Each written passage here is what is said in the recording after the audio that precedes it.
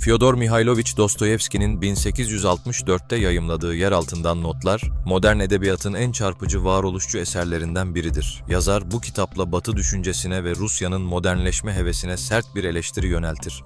Roman unutulmaz bir girişle başlar. "Ben hasta bir adamım."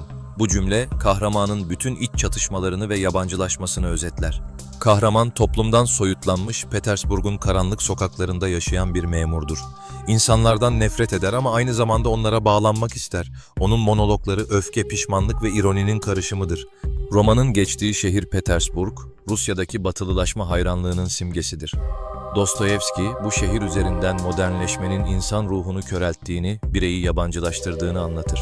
Yeraltından Notlar aslında Nikolay Çernişevski'nin Nasıl Yapmalı romanına bir cevaptır. Çernişevski'nin iyimser ütopyasının karşısında Dostoyevski'nin kahramanı karanlık ve umutsuzdur.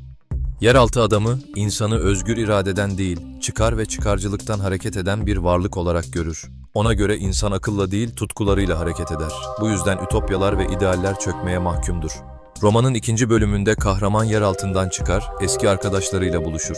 Ancak bu çaba topluma karışma değil, hesaplaşma isteğidir. Yine hüsranla biter. Yeraltı adamı fahişe Liza ile tanışır. Ona acıyarak yaklaşır fakat aslında kendi yaralarını onun üzerinden tedavi etmeye çalışır. Bu ilişki, onun iç dünyasındaki çelişkilerin en açık göstergesidir. Roman boyunca kahraman sürekli hesaplaşır ama hiçbir yere varamaz. İnsanlardan nefret eder ama yalnızlığa da dayanamaz. En sonunda yine karanlığa döner. Bu Dostoyevski'nin büyük eserlerine giden yolun başlangıcıdır. 160 sayfalık Yeraltından Notlar kısa olmasına rağmen modern edebiyatın en önemli yapı taşlarından biridir. Dostoyevski'nin kahramanı bize şunu hatırlatır: İnsanın en büyük trajedisi, özgürlüğünü bile kendi eliyle mahvetmesidir.